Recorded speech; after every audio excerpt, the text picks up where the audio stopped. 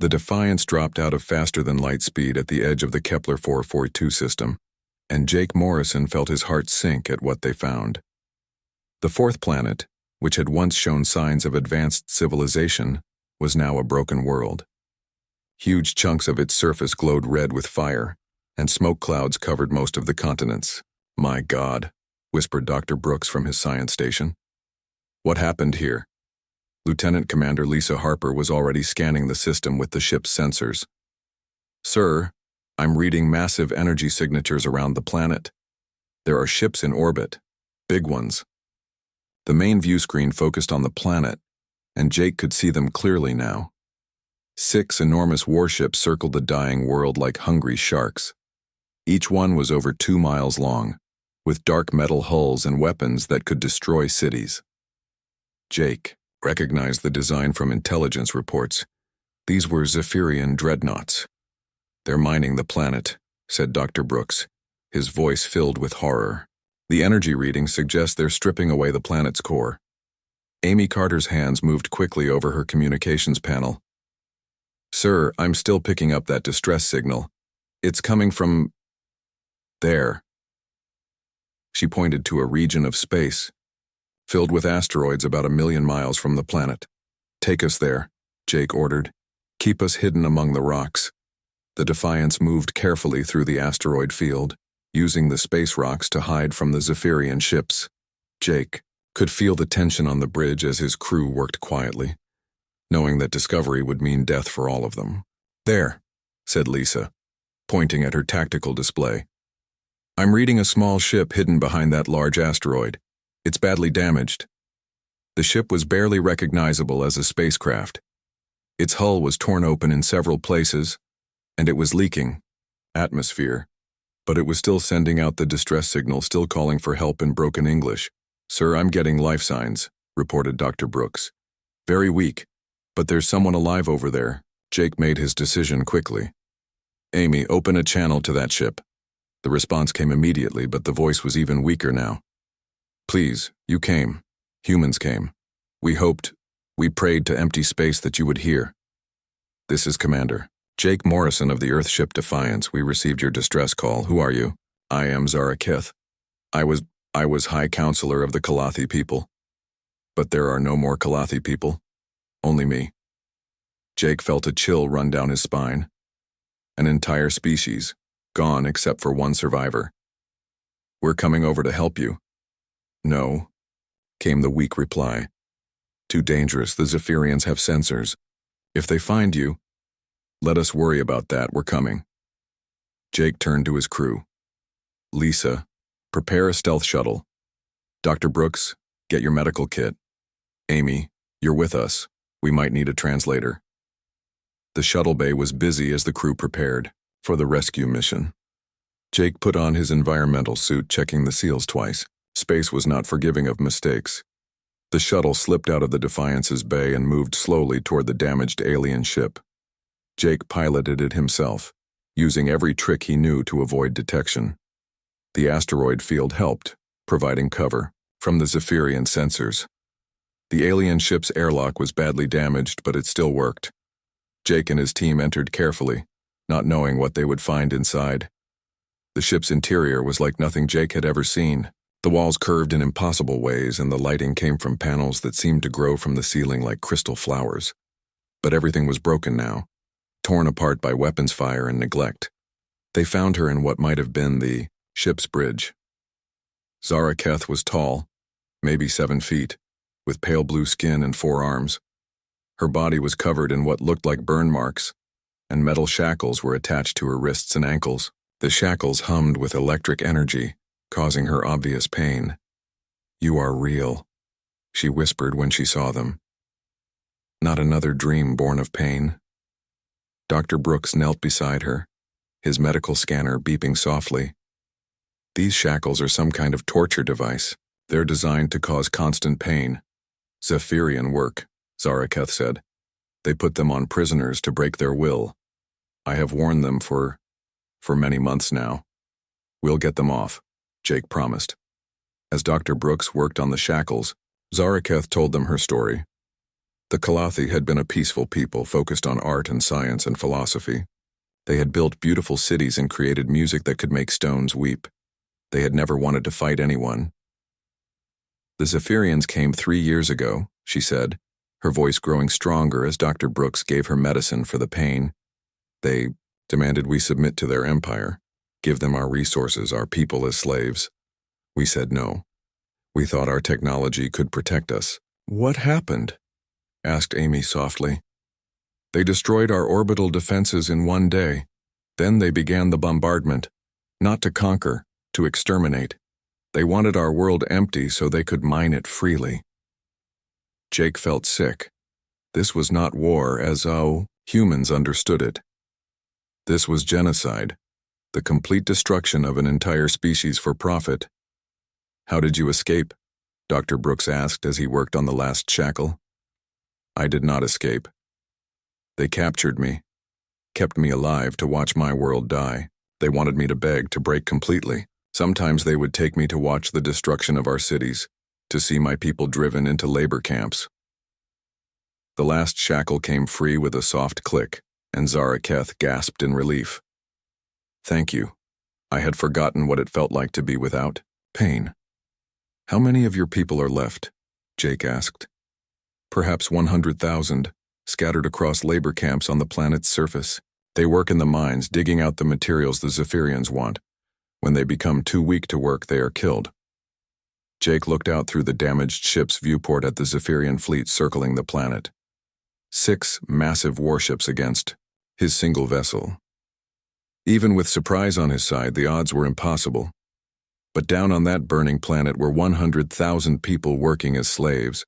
People whose only crime had been saying no to an empire that wanted to own them. There has to be something we can do, he said.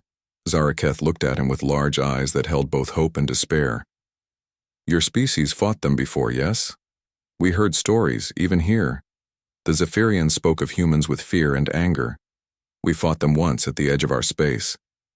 We managed to drive them off, but it cost us half our fleet. Then you know they can be beaten. Jake nodded slowly. Maybe they could be beaten, but not by 1 ship against 6 dreadnoughts. This would require something bigger, something the Zephyrians would never expect. It would require humanity to decide that saving strangers was worth risking everything.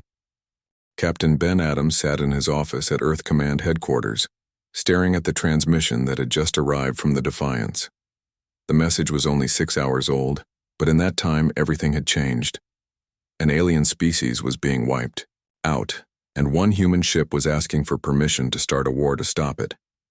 Admiral Susan Cole walked into his office without knocking, her face grim. She was a small woman with steel-gray hair and eyes that had seen too many battles. Have you watched the full transmission yet? 3 times, Ben replied. It's genocide, isn't it? Complete extermination of an intelligent species for mining rights. The Kalathi never had a chance. Susan sat down across from his desk. What's Morrison asking for? Everything. He wants the entire fleet sent to the Kepler system to take on 6 Zephyrian dreadnoughts. Susan was quiet for a long moment. Our intelligence says the Zephyrians have over 3,000 major warships. We have 42. I know the numbers. If we attack them in the Kepler system, it means war. Full war, not just border skirmishes. They'll come for Earth with everything they have. Ben played the transmission again, focusing on the part where Zaraketh spoke directly to the camera. Her voice was weak but clear as she described the destruction of her people. Please, she had said, your species knows what it means to fight for freedom. Help us. Help the ones who still live. The President is calling an emergency session of the Security Council, Susan said. They want our recommendation. Meanwhile, aboard the Defiance, Jake Morrison was learning things that changed. Everything he thought he knew about the war. Zaraketh had recovered enough to sit up and talk, and what she told them made his blood run cold. The Kalathi were not the first, she said, her forearms moving as she spoke. The Zephyrians have destroyed 12 species in the last 50 years. Always the same pattern. Demand submission, then extermination if refused. Dr. Brooks was recording everything she said. 12 entire species? The Dramati, who built cities in the clouds of gas giants. The Ixion, who sang to whales in deep space. The Kethmari, who carved art into the hearts of dead stars. All gone, all reduced to mining materials for the Empire. "Why didn't anyone fight back?" asked Amy. Some tried. The Dramati had powerful shields. The Ixion could move faster than light without ships, but the Zephyrians always found a way. They have been building their empire for centuries, learning from each conquest. Jake felt a weight settling on his shoulders. This wasn't just about saving the Kalathi survivors. If the Zephyrians weren't stopped, they would keep going, keep destroying, until they came for humanity. "You said our species fought them before," Jake said. "What do you know about that?" Zara Keth's large eyes focused on him. "The Zephyrians speak of humans with something they rarely show: fear. They expected you to submit like all the others. Instead, you fought back and won. We lost half our fleet, but you won. And more than that, you made them afraid. No species has ever done that before." Dr. Brooks looked up from his scanner. "Zara Keth, your people developed advanced technology. Before the attack, is any of it still available?" "Some. Hidden in the ruins of our cities, buried where the Zephyrians cannot find it." She paused, thinking. "There is one thing. We called it the Harmony Wave, a quantum disruption field that could theoretically disable energy shields. We never had time to weaponize it. Could it work against Zephyrian shields? In theory, yes. Their shields operate on quantum frequencies. The Harmony Wave could collapse those frequencies, but..." She trailed off. "But what?" "It would require precise mathematical calculations and a delivery system we never developed. And even if it worked, it would only give you moments before they adapted." Dr. Brooks was already making notes. "Moments might be enough, if we use them right." Jake walked to the viewport and looked out at the dying planet. Down there, 100,000 people were working in slave camps waiting to die. Up here, 6 massive warships continued their slow destruction of an entire world. "We need to get that technology," he said. "It's on the planet's surface," Zara Keth replied, "in the ruins of our capital city. But the Zephyrians patrol the surface constantly." "Could you guide us to it?" "Yes, but it would be suicide. The city is heavily guarded." Jake turned back to face her. "Everything we're considering is suicide. But if we don't try, your people die anyway, and eventually the Zephyrians come for ours."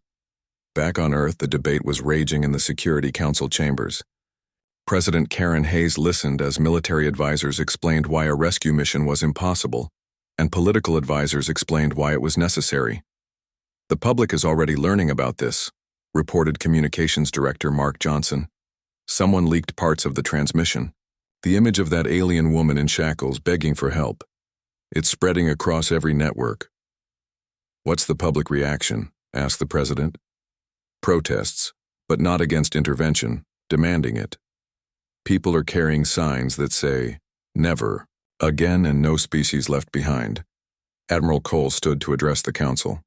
"Madam President, I won't lie to you about the military situation.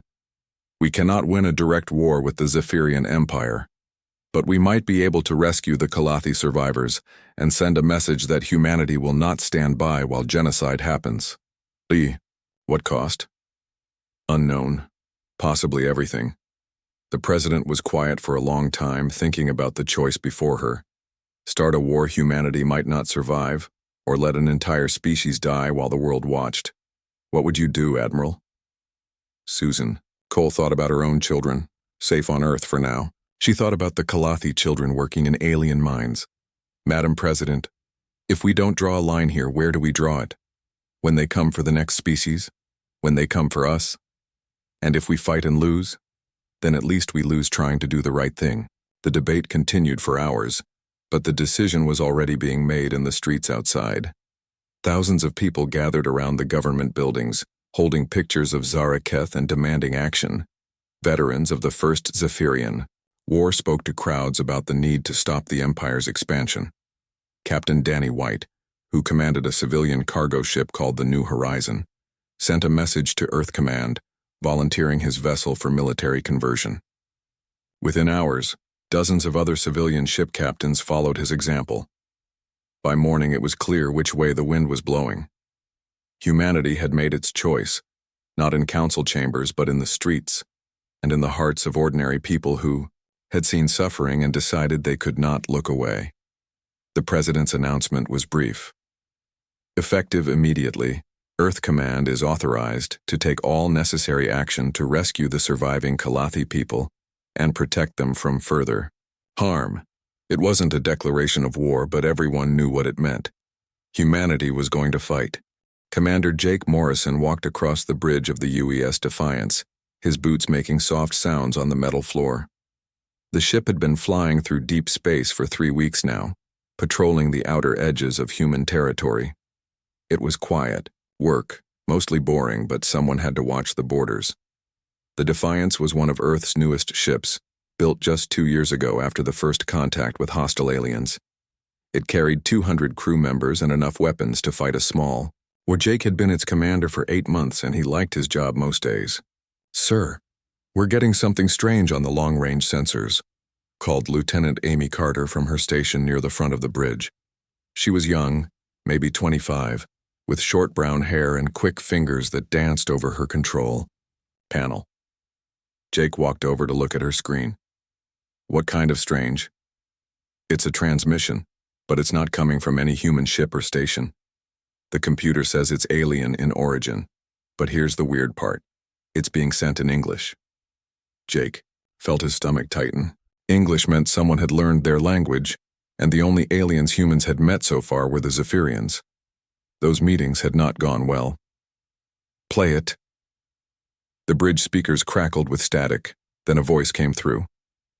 It was clearly not human. The sounds were too sharp, the rhythm wrong, but the words were clear enough. "Please, humans, help us. They come again. We cannot fight. We are broken. Please."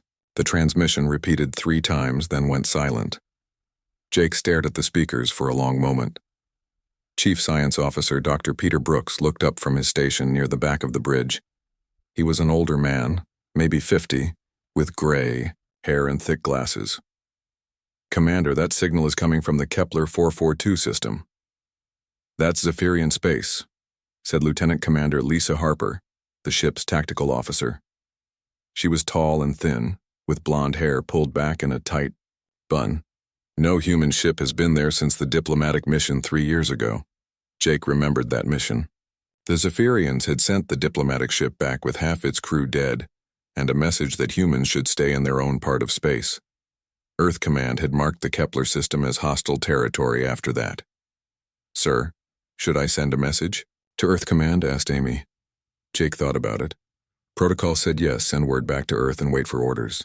But that would take 2 weeks just for the message to reach Earth, and another 2 weeks for orders to come back. Whatever was happening in the Kepler system might be over by then. The alien voice had sounded desperate, scared. Someone was asking for help. "How long would it take us to reach the Kepler system?" Jake asked. Dr. Brooks checked his charts. 4 days at maximum speed, sir." "And how long for a message to reach Earth Command and get a response?" 4 weeks minimum. Jake walked to the center of the bridge, looking out at the stars through the main view screen. Space looked peaceful from here, just points of light in the darkness. But he knew better. Out there, someone was in trouble. Someone who had somehow learned to speak English and was asking humans for help. "Commander," said Lisa carefully, "if we go to the Kepler system, we might be starting a war with the Zephyrians. And if we don't go, we might be letting someone die who could have been saved," Jake replied. He thought about his crew, 200 good people who had signed up to protect human space. He thought about his orders, which were to patrol the border and report any unusual activity. He thought about the voice on the transmission, the fear and hope mixed together. "Amy, send a message drone back to Earth Command. Tell them we received an alien distress call from the Kepler system and are investigating. Include a copy of the transmission." "Yes, sir." "Lisa, I want all weapons checked and ready. Dr. Brooks, start analyzing that transmission. I want to know Everything you can tell me about who sent it and where exactly it came from." "Sir," said Lisa, "are we really going into Zephyrian space?" Jake looked around the bridge at his crew. They were all watching him, waiting for his decision. These were good people, brave people, but they had families back on Earth. They had lives to live. He was asking them to risk everything for aliens they had never met. But that voice on the transmission, it had said please twice. Someone out there was desperate enough to broadcast a plea for help in a language they barely knew, hoping that humans might hear it and care enough to respond. "Set course for the Kepler 442 system," Jake said. "Maximum stealth approach. We go in quiet, we look around, and we see what's happening. If it's a trap, we run. If someone really needs help..." He paused, thinking about what his father would have done. His father had been a soldier too, and he had always said that the measure of a person was what they did when someone asked for help. If someone really needs help, we help them. The crew began working at their stations, setting course and preparing the ship for whatever they might find. Jake stood in the center of the bridge, watching the stars wheel around as the Defiance changed direction. 4 days to the Kepler system. 4 days to find out if they were flying into a trap or towards someone who desperately needed help. Either way, Jake knew he had made the right choice. When someone asked for help, you answered. That was what humans did. The ship jumped to faster than light speed, and the stars became streaks of light as they raced toward the unknown. The leaked transmission of Zaraketh's plea reached every corner of human space within 48 hours, and the response was unlike anything anyone had expected.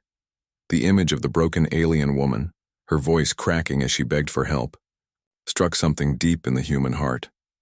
In New York, construction worker Mike Torres stopped his crew in the middle of their shift to watch the broadcast on a portable screen. When it ended, he looked around at his teammates and said, "We can't let this happen." Within an hour, he had submitted his application to join the rescue fleet as a volunteer engineer.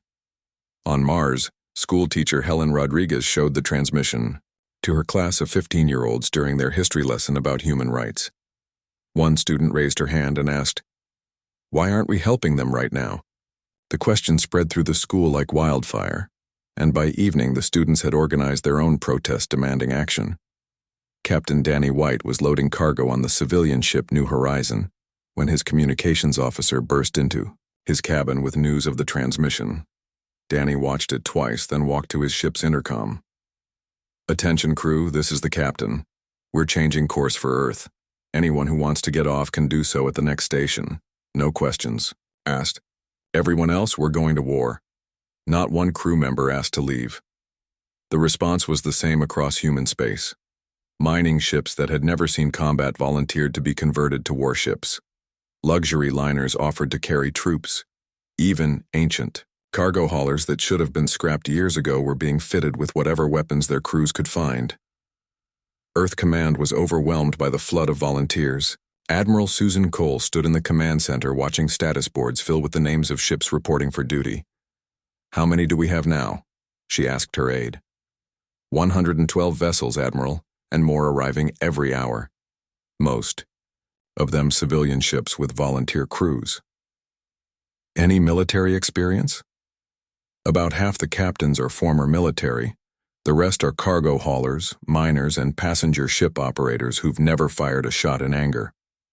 Susan felt a mixture of pride and terror. These were brave people, but bravery alone wouldn't be enough against Zephyrian dreadnoughts. Dr. Elizabeth Grant, Earth's leading quantum physicist, arrived at command headquarters with a team of scientists. They had been working around the clock to understand the Kalathi harmony wave technology that Zaraketh had described. "Admiral, we think we can make this work," she announced. "Think? The mathematics are sound, but we've never tested it. The quantum disruption field should collapse Zephyrian shield matrices for approximately 90 seconds before they adapt. That's our window. 90 seconds to take down ships that are 2 miles long. It'll have to be enough." Meanwhile, aboard the Defiance, Jake Morrison was preparing for the most dangerous mission of his career. He and a small team would land on the Kalathi homeworld, infiltrate the ruins of their capital city, and retrieve the harmony wave technology while avoiding Zephyrian patrols. Zaraketh had insisted on coming with them despite her weakened condition. "I know the city," she said. "Without me, you will never find what you seek." The team consisted of Jake, Dr. Brooks, Lieutenant Lisa Harper, and 6 Marines led by Sergeant Paul Davis. They took a stealth shuttle down to the planet's surface, using the cover of a massive dust storm to avoid detection. The Kalathi capital had once been a city of crystal spires and floating gardens. Now it was a landscape of broken glass and twisted metal, with smoke rising from fires that had burned for months. The beauty that Zaraketh described was gone, replaced by the systematic destruction that was the Zephyrian way. "This way," Zaraketh whispered, leading them through the rubble. "The research facility is underground, beneath what was once the Academy of Sciences." They moved carefully through the ruins, avoiding the patrols of Zephyrian soldiers that marched through the streets. Jake could see the slave labor camps in the distance, surrounded by energy fences and guard towers. Smoke rose from chimneys that he tried not to think about too carefully. The entrance to the underground facility was hidden, beneath tons of collapsed building, but Zaraketh led them to a maintenance tunnel that had survived the bombardment. They crawled through darkness for what felt like hours before emerging into a vast underground chamber. "Welcome to the last library of the Kalathi people," Zaraketh said softly. The chamber was filled with crystalline storage devices that glowed with soft light. Each one contained the accumulated knowledge of a civilization that had spent thousands of years studying the mysteries of the universe. Jake felt like he was walking through the ruins of Earth's greatest museums and universities combined. Dr. Brooks was scanning the crystal devices with his equipment. "Incredible. The information density is beyond anything we've achieved. Each crystal could hold the contents of a dozen libraries." "Find the harmony wave data," Jake ordered. "We don't have much time."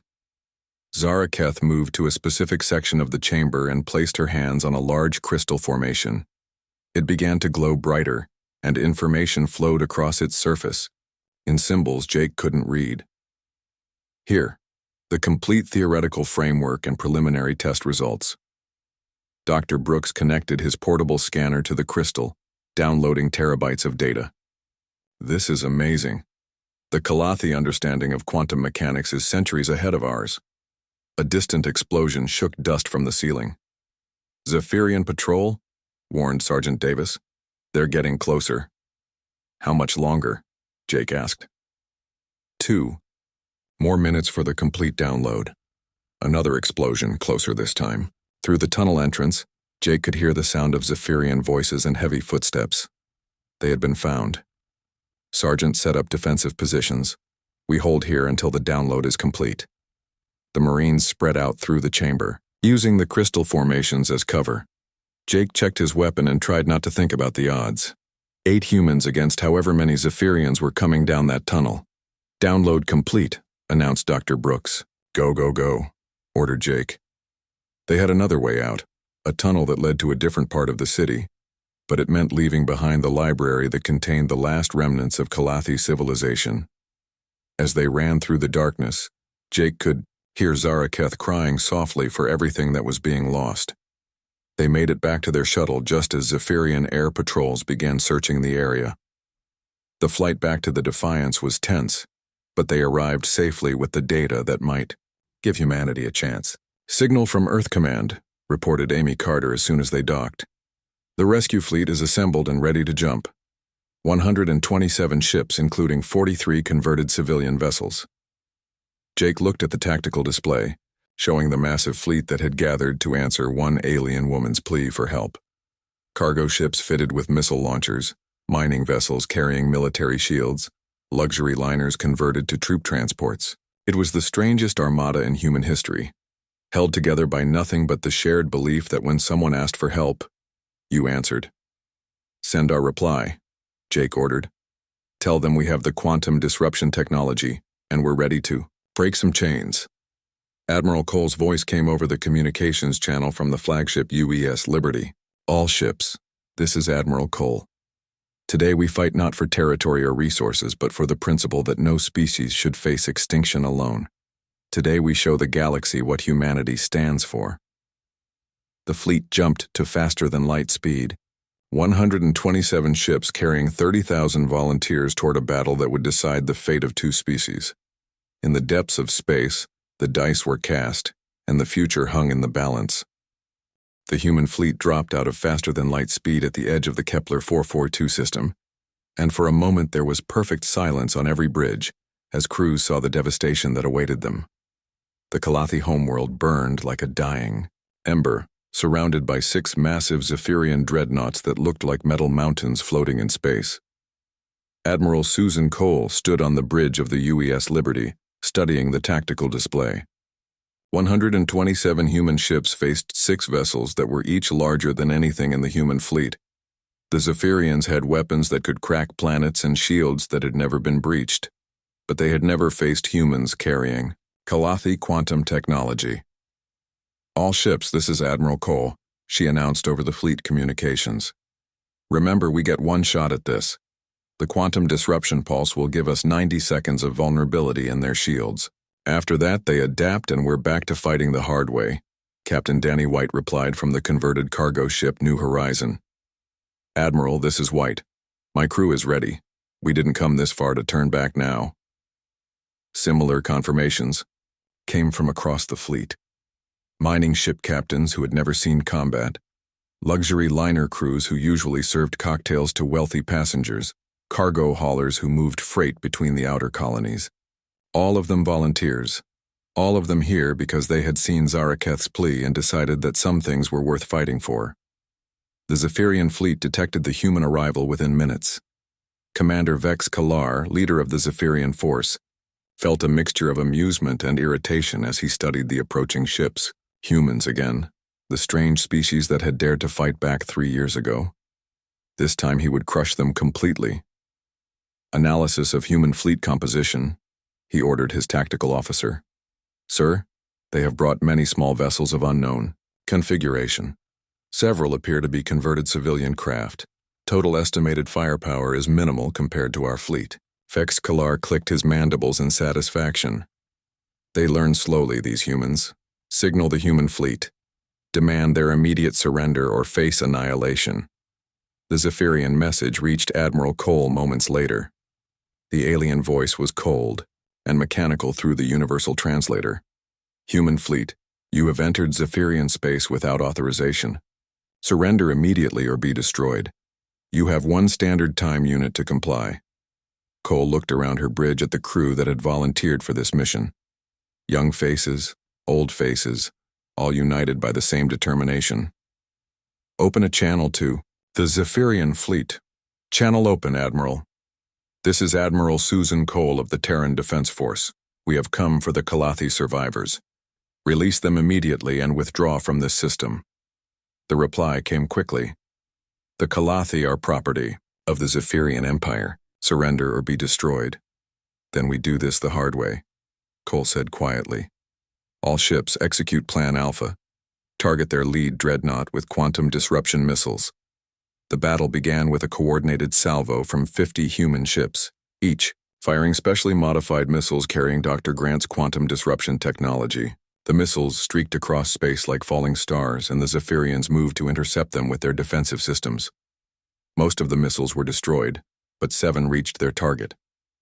They detonated against the lead dreadnoughts, shields and silent flashes of exotic energy, and for the first time in centuries, a Zephyrian capital ship found itself defenseless.